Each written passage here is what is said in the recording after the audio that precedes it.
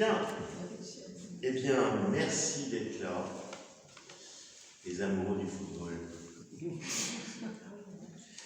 Alors ce soir, nous accueillons Marc Schauder. Je n'ai pas grand-chose à dire parce que je ne le connais pas bien. J'ai juste eu les bruits qui courent avec des gens qui adorent, etc., etc.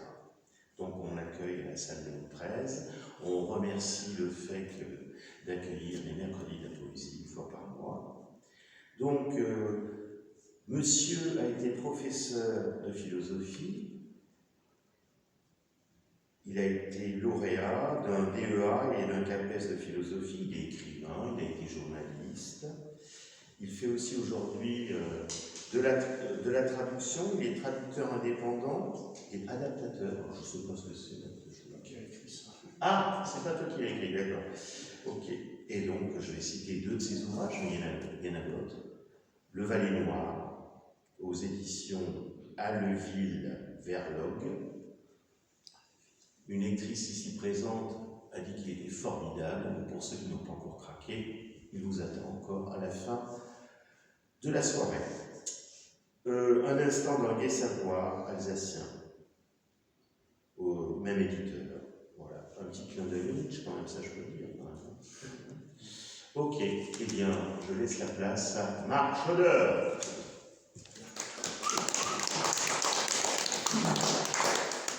Bien, merci pour cette belle présentation. Enfin, voilà, bref. Bon. Bien.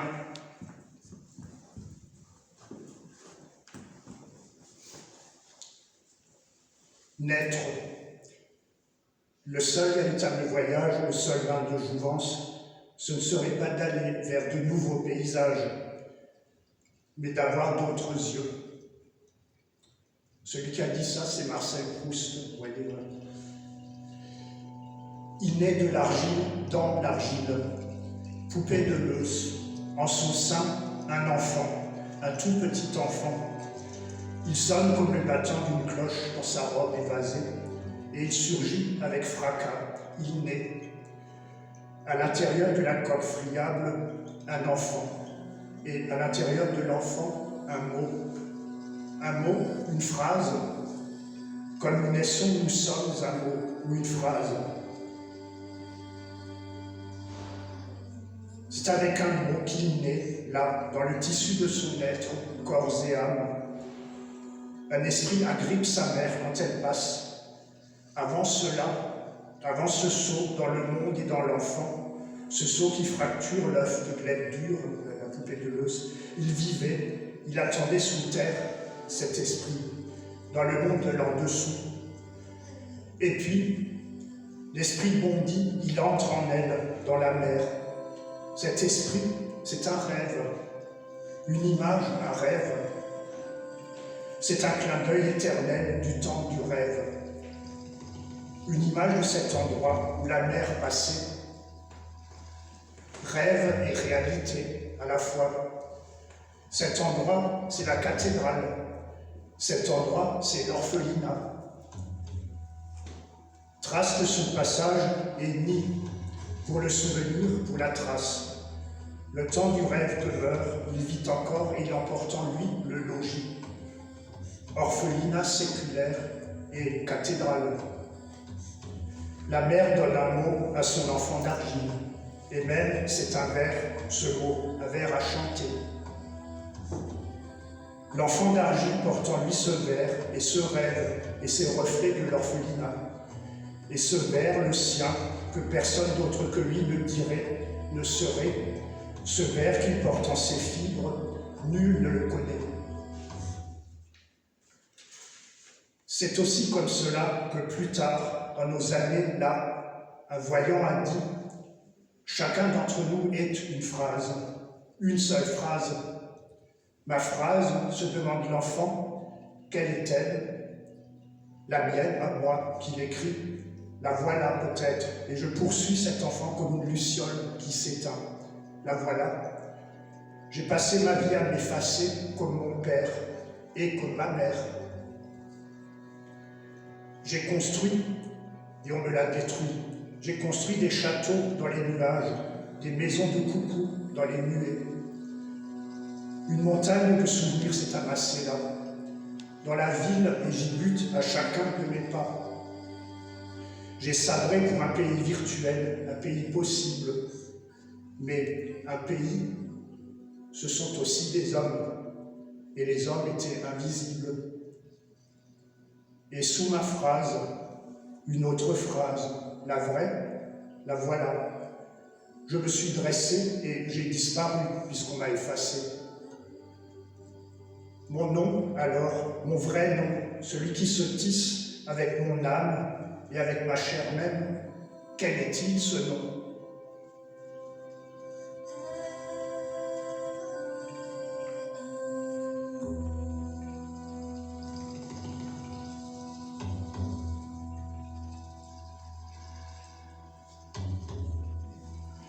Il est né dans l'argile, cet enfant, et il porte en lui l'image et le rêve qui lui a donné sa mère et qui lui a donné son père aussi. Une grande maison dans la neige et haut dans le ciel, avec au centre une tombe blanche, toute blanche. Et puis aussi une grande et vieille maison en briques, toute en majesté, avec une tour et de nombreux enfants, tout seuls, dans la mort seulement bienheureux. Eux, ils n'en ont pas de mère et aucune possible revanche. Son rêve à lui, à l'enfant, ce sont ces deux abris d'esprit. Mais où sont-elles, ces deux maisons d'esprit? Dans le rêve et dans le pays. Le pays, c'est le rêve, et le rêve, c'est le pays. Ils sont tissés ensemble dans l'âme elle-même, tissés dans la chair de ce pays. Trame et ligne de soi, elle-même la vie, et le pays qui est manifestation, révélation. Il y marchera celui qui seul abrite son propre nom, parce qu'il ira du foyer au couvent. Des lignes d'abord, 2 lignes en longueur, comme 2 très longs fils aimés, des mélodies ensoleillées, au ponant et au couchant. Longues lignes basses, puis bosselées comme des ordres allongés, et puis ces lignes longues sinuent et ondulent sur 200 lieues. Et puis elles montent, elles se brisent, et elles grimpent encore. La montagne, des forêts obscures. Entre elles, au fond, un grand fossé, avec les flots d'une large rivière. C'est un océan perdu où voguent de silencieux navires, des vaisseaux informes qui charrient bonnes et mauvaises matières, qui chahutent les siècles mêmes et leurs signes. Entre la rivière et les forêts, la vigne qui noue âmes et corps à nos aïeux, au banquet, au temps éternisé du rêve, un pays, un foyer. Que nous dit-il de vrai ?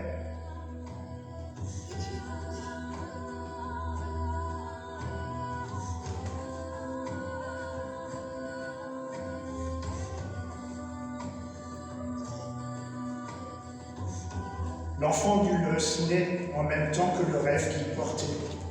Ce rêve est un voyage, un parcours ouvert et secret. Une voie tracée pour lui seulement, et pour l'âme qui plonge après sa mort dans l'en-bas et attrape une autre mer, un autre songe. L'enfant est un troupeau d'étoiles, sauvage, fusante et libre. Chacune le porte, lui, son âme et son tout à la fois. Une étoile est son nom secret, l'autre, le village de ses aïeux. Une autre encore est le grand pré, si vieux, le pré immémorial que creuse le ruisseau, caché, le très ancien petit pont, le grand pré, où l'ici permanent épouse le maintenant éternel et s'y fond.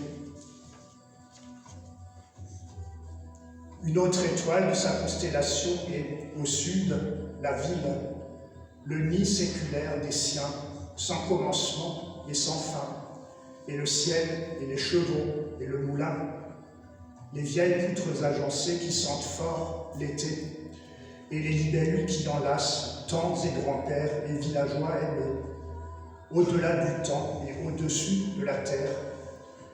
Ces étoiles et chacune de ces constellations qui sont un soi se mêlent aux autres, mais les autres se reconnaissent en elles. Leur enseigne secrète est celle de la tourterelle. L'oiseau est discret, silencieux, trop silencieux et secret.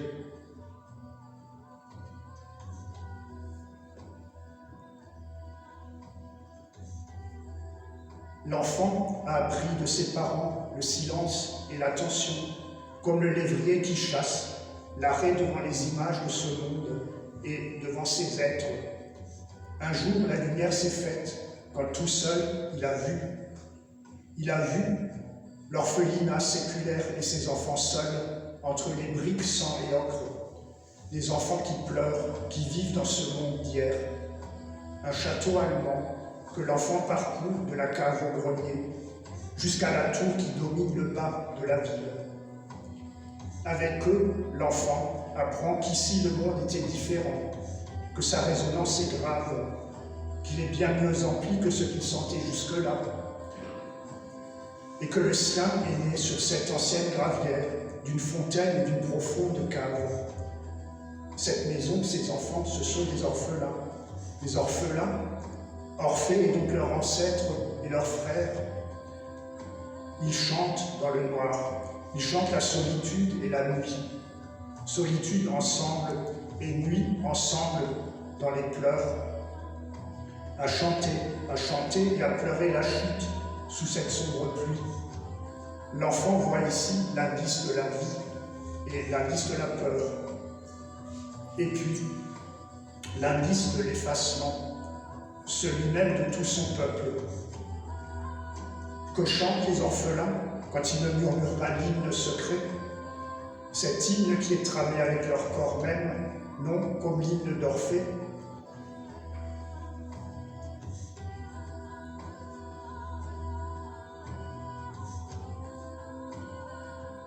Un vitrail très ancien par un mur à l'entrée. Il est écrit ce qu'en allemand les orphelins chantent depuis tant de siècles. Donnez un parc des œufs aux orphelins, autrement à Strasbourg des sequins. Dieu vous le rendra, les tuteurs des enfants veilleront à ceux qui se tiennent bien droit. Et 3 fois l'année, c'est dans les rues leurs chansons. Puis ils reviennent dans la maison. Cette maison, on l'appelle foyer. Foyer, j'attends un peu.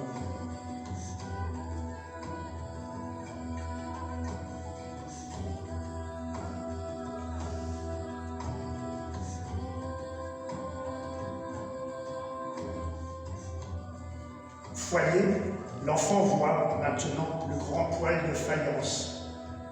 Large poêle, semblable à celui autour duquel tourne le logis de ses parents.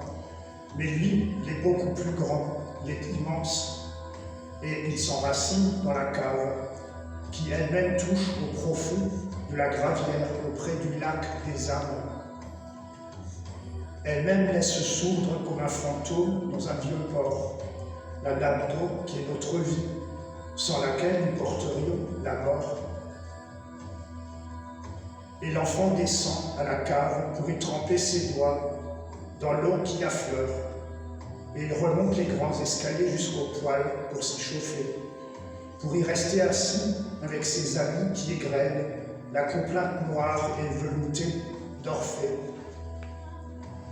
Un foyer, c'est un feu, c'est le feu autour duquel tous se rassemblaient autrefois. Le lieu où tout se crée, où ensemble on a commencé à vivre, nuits et matins, heures et siècles. Heim, c'est le feu. Heimat, c'est tout, pas moins, et c'est le tout. C'est le feu, son lieu.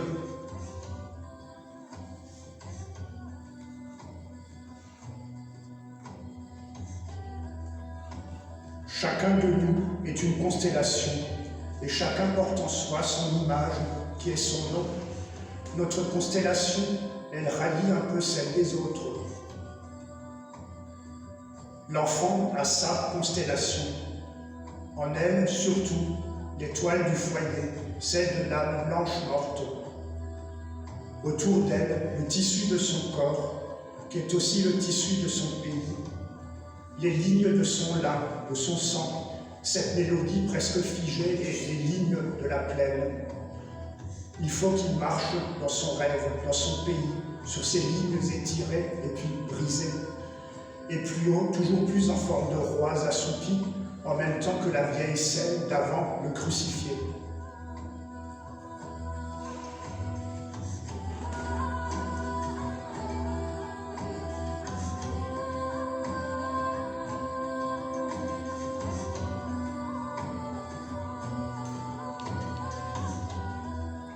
L'enfant sort donc, il regarde le ciel, il se dirige avec le soleil et rejoint la forêt. La grande forêt touffue qui borde la ville, la terre de l'enchantement, où sa ville disparaît dans l'absence du temps et s'engloutit dans son propre espace. Un lieu d'où partir pour fuser au cœur de la cible, au mille, vers le but de tous les buts.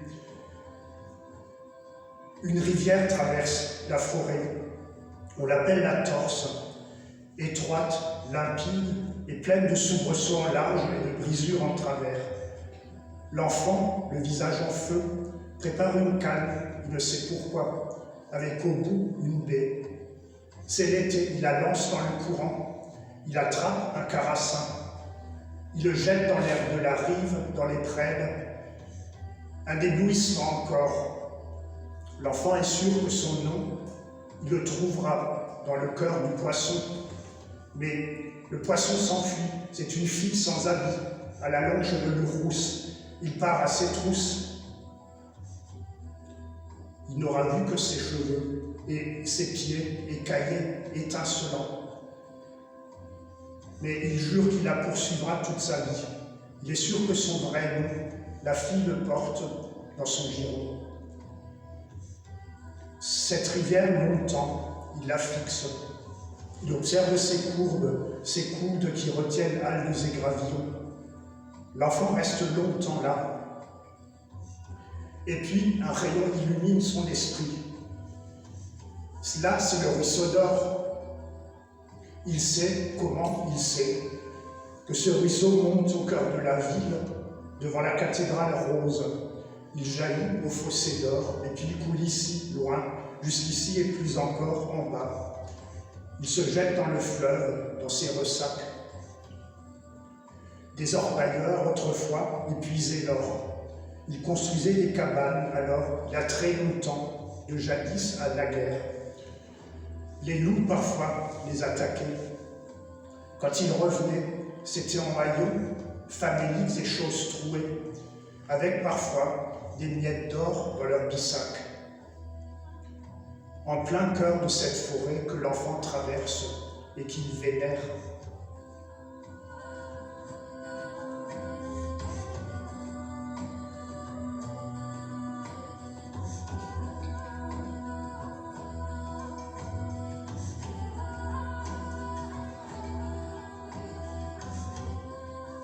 Quand il sort de la forêt perdue, l'enfant marche dans ce qui se tisse des lignes du paysage avec son corps. Il marche en lui-même et il glisse dans sa coquille. Il y reconnaît ce qu'il en connaissait, sans y prendre garde, quand il pensait à ce que lui disait son père. Regarde et arrête ton esprit. Derrière la forêt, il arrive à Neudorf, au royaume. Neudorfais. Deux vagabonds, un couple Lehel, il les connaît, Bastien, le fou qui danse, et la Luvise des étoiles. Au moindre son, Bastien se met à sauter, comme un jeune cabri, et les enfants s'attroupent et rient.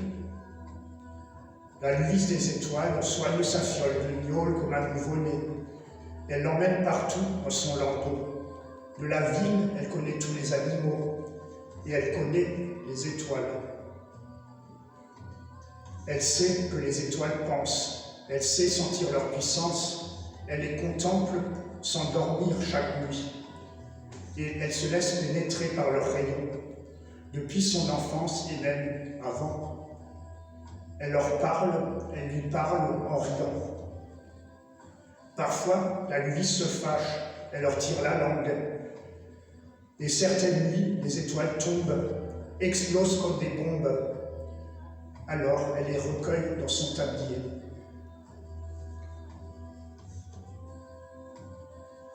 Ce matin-là, la nuit chante doucement de sa voix aiguë et plaintive. Et puis, en le voyant, elle se précipite vers l'enfant. Elle sent qu'il est parti de chez lui et que son esprit, la constellation de son esprit, s'échappe de lui. Que les étoiles y pleurent, que les étoiles en pleuvent. Elle ouvre son tablier et les étoiles argentées, les étoiles dorées y choient. Elle les rassemble et les lance au loin d'un geste large pour ensemencer la terre de la ville. Elles germeront dans quelques années, dit-elle, 1000. Ce seront nos enfants.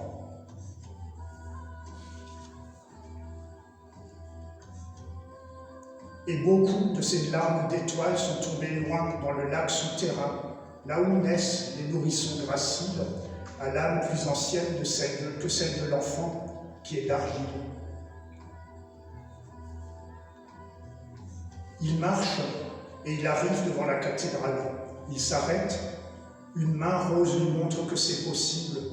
On peut parfois nier la matière avec de la matière et aussi rendre beau en vitraux les empereurs en toute lumière. Dehors, juste devant, il pense à ceux qui sont nés là, dans l'eau, bien plus anciens que lui, dans l'eau et non pas dans l'argile, comme un tant de lieux muets dans ce pays. Les âmes dans les poupées, mais si profonds aussi, dans les nappes et dans les puits. Ces âmes qui attendaient, elles aussi, bondissent des fonds. Elles happent la femme lorsqu'elle passe là, et elles viennent habiter dans son cœur, dans son sein. Les âmes sont de terre, mais aussi les plus vieilles d'eau. Ici, au centre, au nombril, au lac, on a installé jadis des pilotis. C'est que l'eau aspirait à l'enfantement par le bois debout. Et voilà qu'est née la main de Dieu, si haute, ajourée, belle parce qu'elle se nie elle-même, couleur de chair. Et voilà cette tour que les gens appellent le vagin, le colimaçon, vagin de vertige, vagin de lumière. C'est le ciel qui la féconde, notre cathédrale. Ce sont nos étoiles.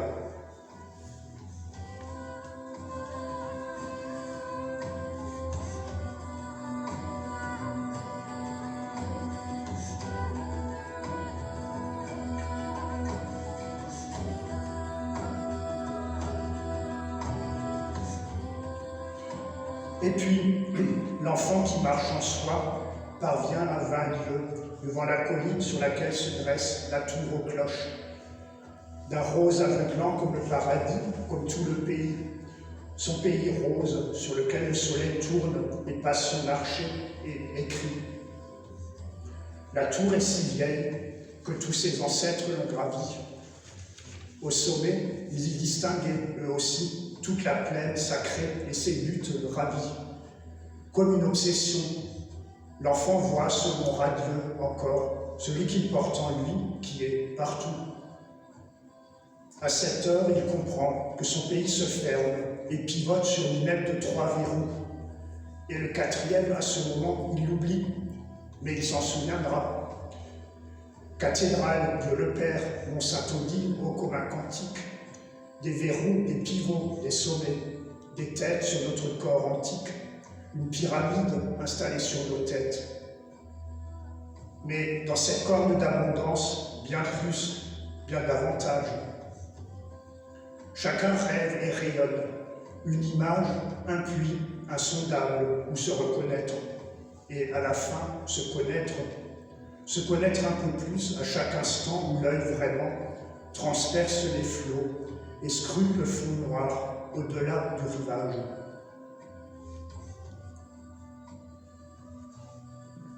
Le mont, l'enfant y parvient, après avoir grimpé durement sous le soleil, est parti de la maison divine d'en bas, si ancienne et perdue, où jadis les pèlerins nombreux murmurait, cette abbaye ensemencée de nobles tombes où l'enfant s'agenouille. C'est une ascension pour l'esprit qui s'ouvre absolument, où l'enfant se souvient de ce qu'il n'a pas vécu, lui, de la neige, des sapins, de l'ami devenu fou, de l'enfance la plus lointaine, de ses aïeux mystérieux et adorés. Il passait jours et nuits, ses aïeux, longtemps, des semaines, à prier, à laisser ce rayonnement s'endurer, arder et les percer, les transpercer, à laisser le passage aux ancêtres, à penser, à rester là, là où nous sommes, Père et Mère, laissons-nous.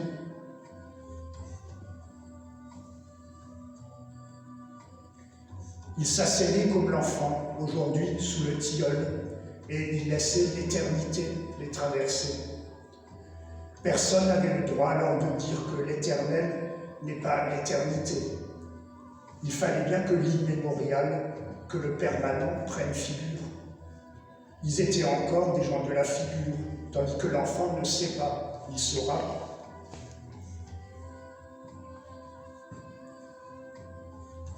Au couvent, il y a une tombe blanche, et c'est la sainte aveugle, celle qui voit. Elle est aveugle, mais le livre qu'elle tient voit pour elle. Il voit bien mieux que ses yeux ne verraient s'il voyait.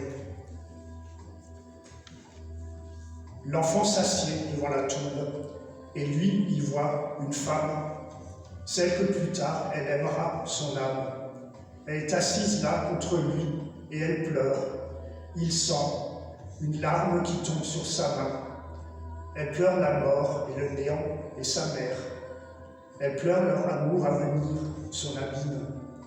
Leur abîme, l'abîme de leur genre aussi. Et puis, l'enfant rejoint l'ombre du tilleul. On ne quitte jamais le monde lorsqu'on y est. Si on n'y est pas, c'est qu'on n'y a pas été.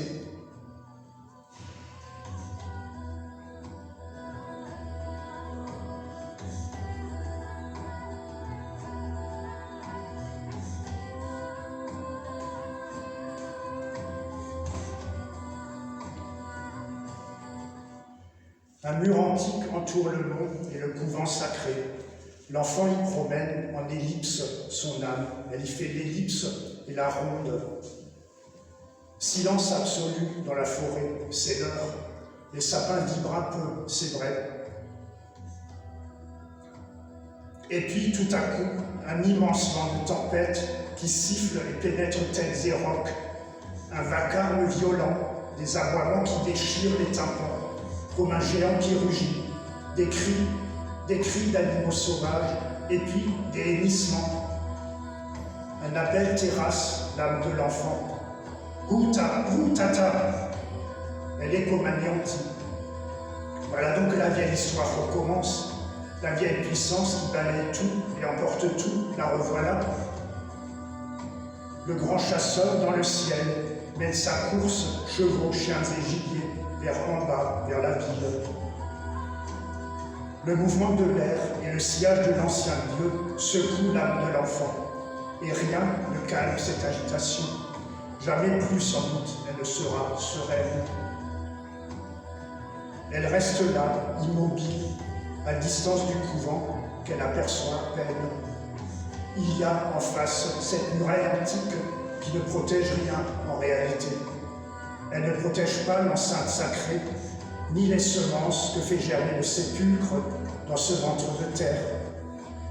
Le pays est nu et prêt pour qu'on l'enlève, qu'on le souffle vers le néant. L'enfant palpite et attend. Impossible pour lui de bouger et de rejoindre le repos ou la tombe blanche. Une heure plus tard à peine, c'est le même vacarme qui recommence. Sifflement d'enfer, et cette fois, l'enfant lève le regard dans le ciel, aboiement d'immenses chiens pâles, sourds et aveugles, et puis le piétinement terrifié des bêtes sauvages, la cavalcade des grands chevaux noirs hennissants, et puis, devant cela, autour de tout cela, les hurlements sourds et immenses du grand chasseur. Tata. Et derrière cela, une multitude d'âmes, celles des enfants que le chasseur a ravis du lac dessous la cathédrale. Milliers d'âmes d'enfants, encore sans corps et sans nom. Le cortège passe très bas, et l'enfant, cette fois, aperçoit un petit homme rouge. Il le reconnaît presque aussitôt. En un tournement, l'enfant est enlevé dans les cieux, et le voilà emporté parmi les chevaux noirs. Ni chasseur, ni sans doute gibier. Le Dieu ancien derrière lui, le petit homme roux, tout près. Quand il distingue sa barbe et sent un peu de sa chaleur, l'enfant, figé par l'horreur de cette course au néant, se sent rassuré un peu. Ils avancent à une allure de comète, comme la chute d'un météore. L'enfant se retourne et, loin de là, aperçoit sous lui le château impérial, cet autre verrou, le 4e, celui du pouvoir humain. Mais c'est vers le nord qu'ils avancent. Dans la ville, le Dieu ancien a enlevé le juif errant, le juif éternel, pour empêcher les âmes qui vivent dans l'eau, sous la cathédrale, de bondir au corps, de naître au monde. Le petit homme roux est vêtu de rouge, en effet, c'est le juif errant, dont la barbe abonde. C'est lui qui, dans l'étang dessous la cathédrale, veille sur les âmes et leur naissance. L'ancien Dieu, lui, n'aime que la tempête, le vent, la course vers le néant. Il détruit tout ce que sont les hommes pour en faire des machines glacées. Et tout à coup, le petit homme rouge bouscule l'enfant, il le pousse hors de la chasse et l'enfant tombe. Et avec lui, la myriade des enfants étoiles de leurs âmes que le grand chasseur est emporté dans l'indistinct et dans le rien. Il tombe en plein cœur d'une immense forêt. L'enfant du foyer, lui, il la reconnaît pour l'avoir caressée dans ses rêves. C'est la forêt sacrée, au nord, entre Vosges et Reims. La forêt où vivaient les prêtres des chênes et des fougères, puis les ermites et les saints. Une forêt dans l'espace et dans le temps, sans fin. Et de ce moment, l'enfant a passé ses nuits longtemps auprès du grand cyprès. L'enfant est né à cet endroit, les autres enfants aussi. À cet endroit, ils sont vraiment nés et ils ont trouvé leur nom. Voilà.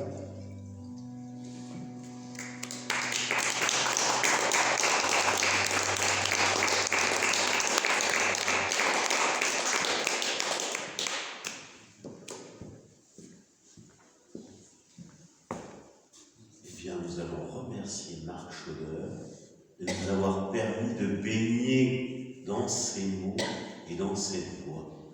Merci Marc. Bravo. Bon, je ne peux pas vous donner les résultats du football à la mi-temps, ça va être la mi-temps. Voilà, donc ces ouvrages vous attendent sur la table, sur notre gauche, pour ceux qui ont envie de lire. Voilà, merci. Merci.